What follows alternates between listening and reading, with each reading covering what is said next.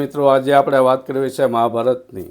તો મહાભારતમાં અસ્વસ્થતામાંની વાત કરશું. તો મિત્રો, વિડીયો લાંબો થશે એટલે બે ભાગમાં આવશે. હવે મહાભારતનું યુદ્ધ કુરુક્ષેત્રના મેદાનમાં 18મો દિવસ આજે હાંજ પડવા આવી છે. હવે તમે તમારી નજર સામે કુરુક્ષેત્રના મેદાનનો એ સમયનું દ્રશ્ય જોવો તો જે કાલ સુધી ત્યાં શંખનાદ ગુંજી રહ્યો હતો, તલવારોનો રણકાર સંભળાતો હતો, એ કુરુક્ષેત્રનું મેદાન આજ શમશાનવત થઈ ગયું છે.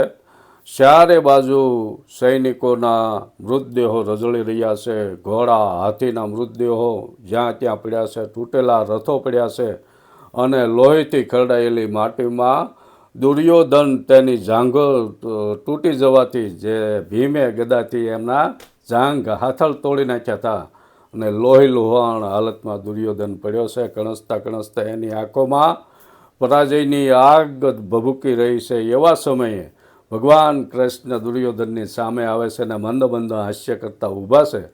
ત્યારે દુર્યોધન કહે છે કે તમે આ યુદ્ધ સળ કપટથી જીત્યા છો. જો ધર્મથી આ યુદ્ધ લડ્યા હોત તો વિજય અમારો હોત.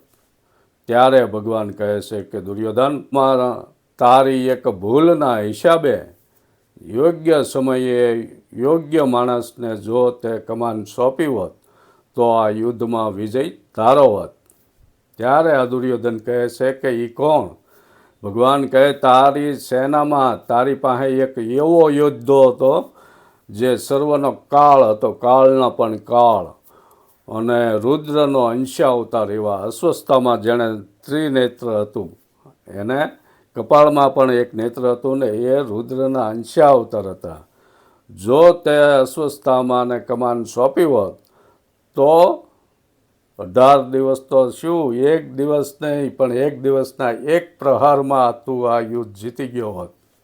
પણ તે લાગણી અને મોહના હિસાબે 18 દિવસના યુદ્ધમાં પ્રથમ 10 દિવસ તે ભીષ્મ પિતાને મુખ્ય સેનાપતિ બનાવ્યા.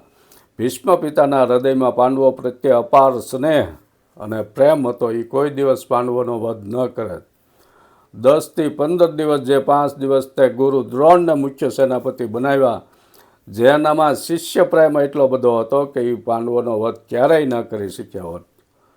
અને 16મા દિવસે તે કર્ણ વીર હતા, બહાદુર હતા, પણ તેનું મૃત્યુ નક્કી હતું. એને પરશુરામજીનો શ્રાપ હતો, અંતકાળે તું વિદ્યા ભૂલી જાઈશ. તે એને સેનાપતિ બનાવ્યા. આગળની વાત આવતા વિડીયોમાં.